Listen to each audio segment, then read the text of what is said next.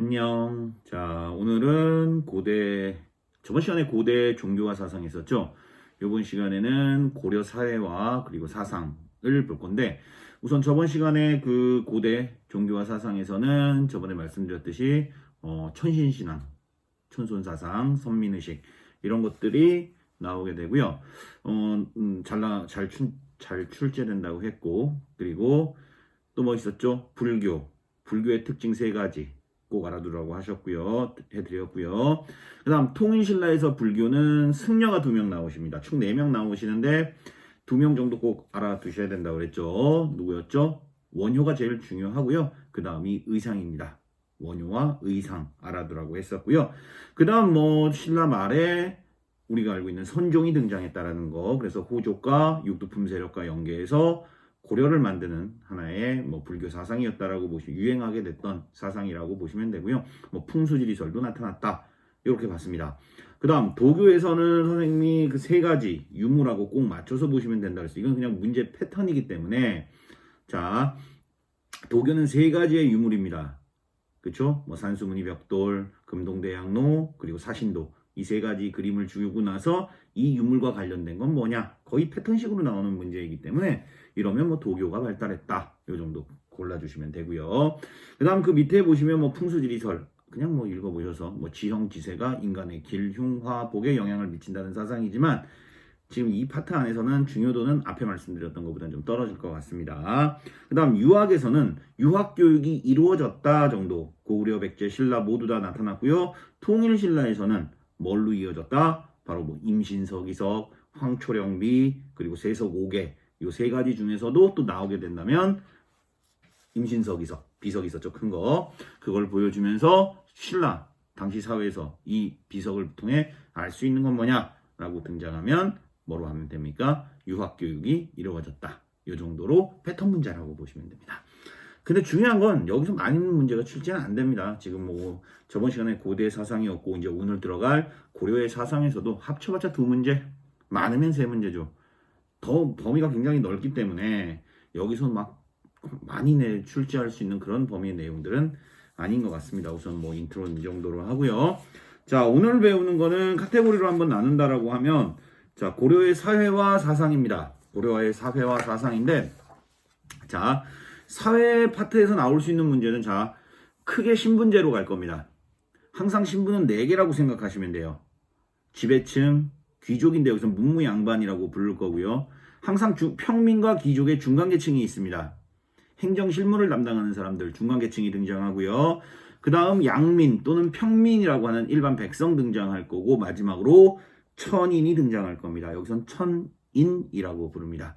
고려에서는 당연히 천인의 대부분은 뭐로 구성되어 있다? 노비로 구성되어 있다 라고 보시면 될 것 같고요. 사회 제도라든지 어떤 풍습 그리고 고려에선 진짜 중요하게 여기셔야 될 부분이 뭐냐면 우리 프린트롬 8번입니다. 9페이지에 8번 보시면 여성의 지위라고 나와 있는데 고려의 여성의 지위는 조선 후기 17세기 이후부터 성리학이 자리를 잡기 전까지는 여성과 남성이 거의 평등했다라고 보시면 됩니다. 그걸 이따가 한번 할 텐데 이 부분은 굉장히 많이 추천이 됩니다. 여성의 지위가. 그 다음 역시 밑으로 가시면 당연히 유학도 나오고요. 역사서도 나오고요. 그 다음 불교가 나오는데 중요도로 한다면 불교에서 이제 통합운동이 나타납니다. 교종 중심으로 선종을 통합할 것인가 선종 중심으로 교종을 통합할 것인가. 그럼 이 승려들은 누군가? 한 명은 의천, 한 명은 진울. 이 둘을 비교하는 문제로 출제된다 라고 보시면 됩니다. 제일 많이 나오는 거 순서대로 제일 잘 출제된다 라고 얘기해 드리면 2가지입니다. 의천과 진울, 불교 통합운동이 잘 나오고요. 그 다음으로 잘 나오는 건 여성의 지위 정도라고 보시면 됩니다. 그런 측면에서 보시고 난 다음에 수업을 들으면 조금 더 편하실 수 있어요. 자, 그래서 고려의 사회와 사상인데요. 자, 8페이지 1번부터 한번 보도록 하겠습니다. 자, 고려의 신분은 법제적으로는 양천제 어떻게 구분했다? 밑에 보시면 양인과 천인으로 구성했다라고 보시면 됩니다. 그러면 양인은 누구냐? 자, 양인은 3개의 신분이 들어가 있습니다. 거기는 정호와 그리고 백정이라고 되어 있는데 자, 이 정호는 우리가 쉽게 얘기하면 관직에 있는 사람이라고 생각하시면 돼요. 관직에 있는 사람, 귀족이 되겠죠. 문무양반이 될 거고 그 다음 중간계층이 될 겁니다. 이 사람들을 뭐라고 불렀다? 정호라고 불렀다. 선생님 근데 백정은 뭐예요? 천민 아닙니까? 라고 물어볼 수 있는데 고려시대 백정하고 조선시대 백정은 틀립니다. 이름만 똑같습니다. 고려시대 백정은 흰옷을 입은 사람이라는 뜻이야. 일반 백성을 얘기하고요. 그 다음 잠깐만요. 미안해요. 잠깐만요. 아니다. 그냥 할게요. 지금 제가 비행기 모드로 안 하고 녹음을 해서 지금 핸드폰으로 녹음을 하는 거라서 그냥 할게요. 자, 백정은 일반 흰색 옷을 입은 남자다. 그래서 뭐다? 바로 일반 백성, 평민을 얘기하는 거고요. 그 다음 조선시대 백정은 뭡니까? 바로 천민입니다. 도살업자, 도축업자를 뭐라고 얘기한다? 백정, 소돼지 잡는 사람들 얘기하는 거죠. 이렇게 구분하고요. 당연히 천인은 천인이다. 그래서 법제적으로는 어떻게 한다? 양천제, 양인과 천인으로 구분하는데 자, 실제적으로는 4개 분류로 갑니다. 왜? 귀족들이 밑에 있는 애들하고 같이 섞이길 좋아하겠어? 내가 중간계층이야? 내가 일반 백성이야? 싫어하겠지. 그치? 그래서 실제 신분은 4개 신분으로 구분하게 됩니다. 그 첫 번째가 2번 보시면 문무양반이라고 합니다. 문무양반에는 왕족과 문무관료, 우리가 흔히 고려를 귀족사회라고 얘기합니다. 우리 앞에서 귀족들 봤었죠? 문벌귀족, 검문세족 뭐 이런 사람들을 우리가 귀족이라고 얘기하는데 이런 지배층들, 문무관료 여기 당연히 신진사대부도 포함이 되겠죠. 이런 사람들, 고위 관직에 진출한 사람들 문벌을 형성했다. 보시면 되겠고요. 그 다음 두 번째 중간계층입니다. 중간계층은 자 지배기구의 말단 실무 행정을 담당하는 사람들입니다. 우리가 흔히 사극이나 이런 거 보면 사또 옆에서 실제 행정을 처리하는 사람들 있잖아요. 이런 사람들을 우리가 중간계층이다 라고 보시면 됩니다. 그래서 보시면 이 사람들은 요거 꼭 별표 치세요. 밑에 빈칸 직역을 세습했다. 이 얘기는 뭐냐면 아빠가 중간계층이면 별도의 시험 없이 아빠의 직업을 어떻게 할 수 있었다? 이어받을 수 있었다. 그러다 보면 당연히 거기에서 나오는 뭐가 있습니까? 월급이 있겠죠. 근데 옛날에 월급은 돈으로 안 줬고 땅으로 줬지. 수조건이라고 해서 조세를 수취할 수 있는 땅을 줬습니다. 그걸 받았다. 그거 당연히 뭐야? 아빠 거 이어받았으면 그것도 당연히 이어받지. 그 땅은 세습도 가능했다. 이렇게 보시면 됩니다. 이 부분 조금 이해 안 되셨으면 표시했다가 저 만났을 때 다시 물어보도록 하세요. 그 다음 관직이 총 5가지가 나오고 있는데 요건 살짝 외워주셔야 될 것 같습니다. 자, 관직으로는 중앙관청의 말단 행정을 맡는 사람을 우리가 설이라고 하고요.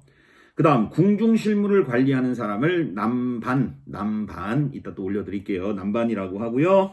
지방행정의 실무를 담당하는 아이들을 우리가 향리라고 얘기합니다.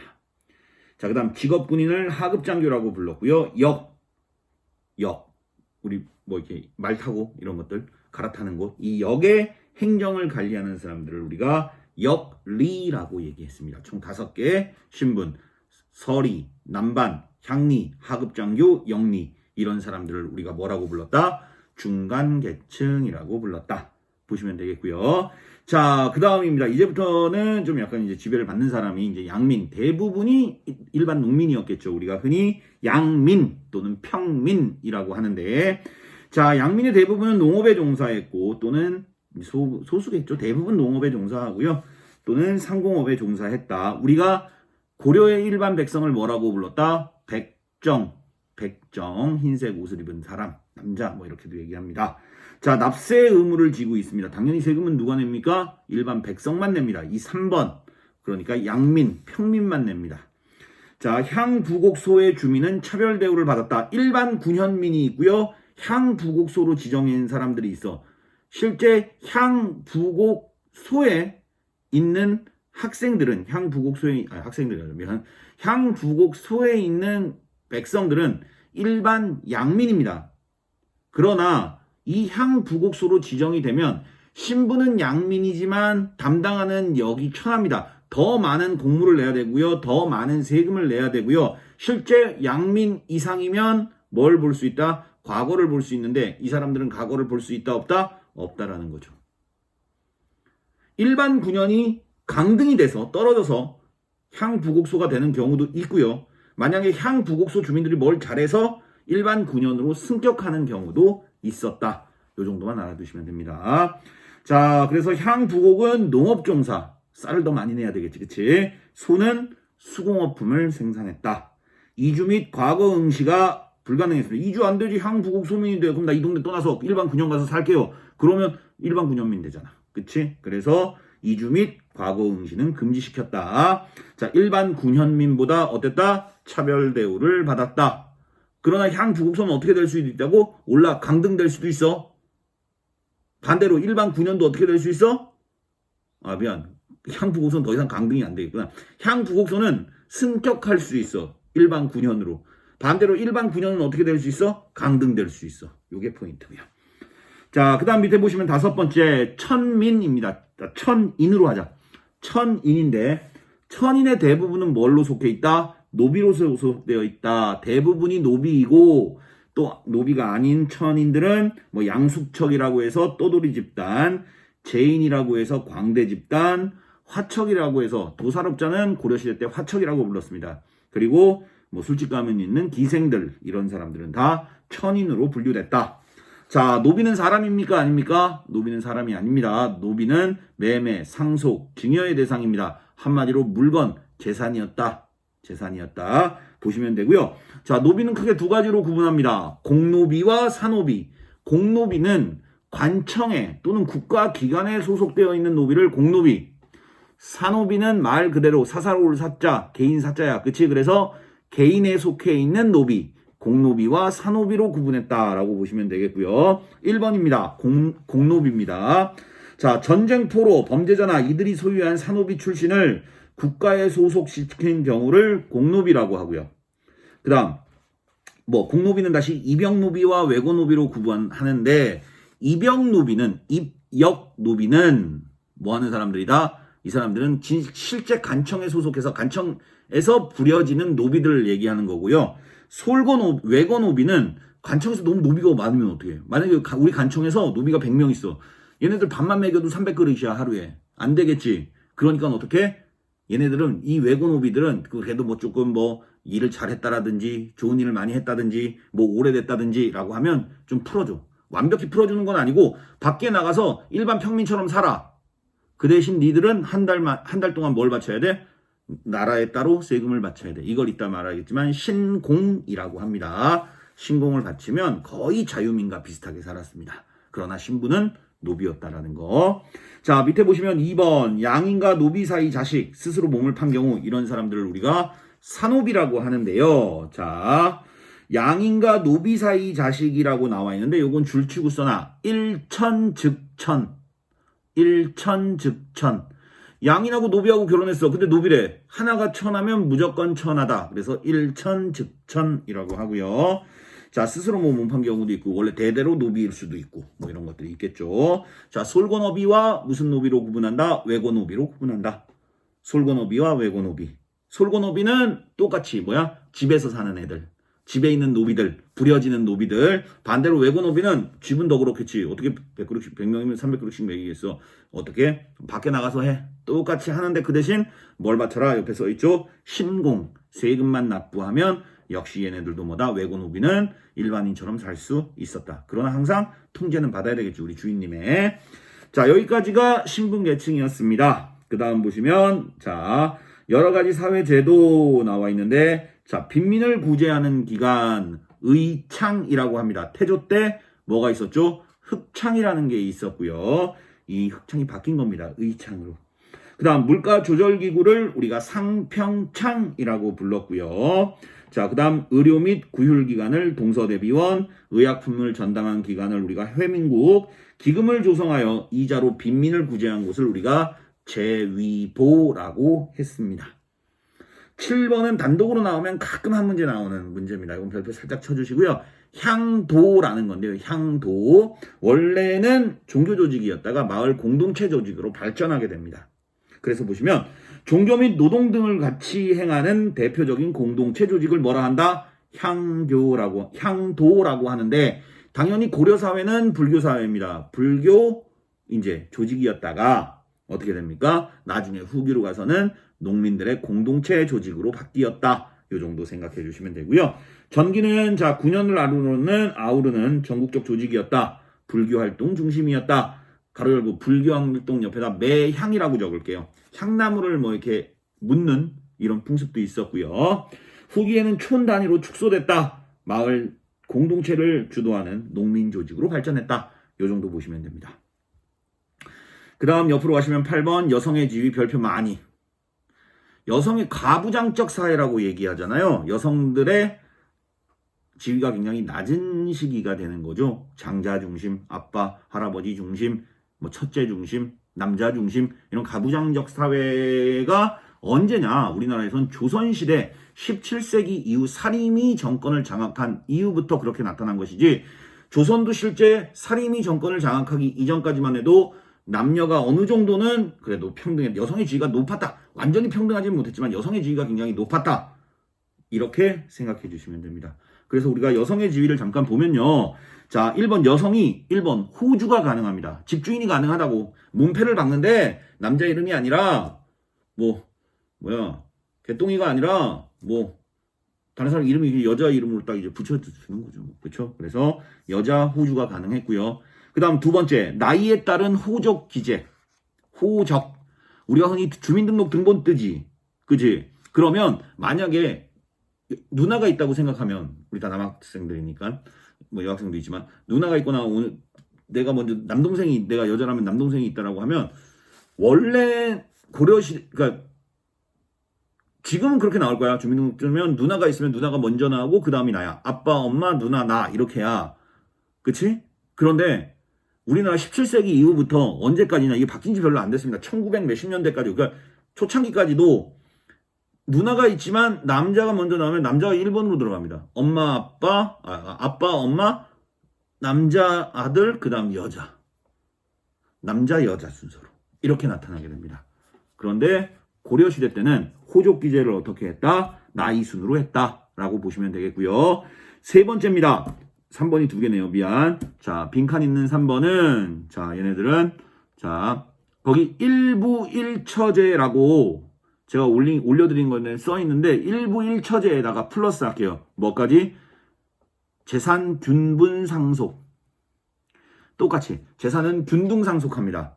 당연히 큰아들은 조금 더 줍니다. 왜? 제사를 지내야 되니까. 그거 이외에는 거의 비슷하게 균분 상속했다. 그 3번은 두 개 쓰는 거야. 일부 1처제. 이 얘기는 뭐야? 남자가 철을 어떻게? 마누라를 하나밖에 할 수 없어. 조선처럼 첩제라고 해서 첩을 줄 수 없다는 얘기야. 그 다음 두 번째가 뭐냐면 자 재산 균분 상속했다. 요게 이제 3번 첫 번째 3번이고요. 제가 남발을 잘못 따라서 그 다음 4번 보시면 또 3번 밑에 거 보시면 자 재산권을 보호해줬다. 부부 각자 재산을 소유할 수 있게 해줬다. 자기 재산은 자기 재산인 거야. 네 번째 재혼도 가능합니다. 이 얘기 뭐야? 이혼도 가능한 거야. 재혼한 자손에 대해서 차별한다 안 한다? 안 한다. 그 정도로 깨어있던 사회지. 남자가 일반적으로 처가살입니다. 장가를 간다 그래. 장가를 간다는 건 뭐야? 내가 여자 집에 들어가서 산다는 얘기야. 그러다 보니까 사위와 외손자도 문무오품의 고위공직자가 받는 음서 혜택을 받습니다. 그 대표적인 예가 이성계야. 이성계 두 번째 마누라가 뭐가 되는 거야? 문벌귀족이었기 때문에 검문세족이었지 그때는. 자, 그 다음 7번째 보시면 상피제. 상피제는 뭐였죠? 내가 관리로 임명받았어. 그러면 어떻게 해? 내가 부임을 하는데 출신 지역으로 부임하지 못하는데 부계와 모계 아빠 엄마 쪽 다 못 가는 거야. 동등하게. 그 다음 마지막으로 상내기간에 차이를 두지 않았다. 외조부 그냥 조부 할아버지 외할아버지의 상내기간을 차이를 두지 않았고요. 예, 밑에 균분상속 있는데 앞에서 썼으니까 그렇게 보시면 여성의 지위입니다. 여기까지 한 20분 정도 걸렸는데 나머지는 더 짧을 수도 있습니다. 여기서 잠깐 끊고 오늘은 2개로 올려드릴게요.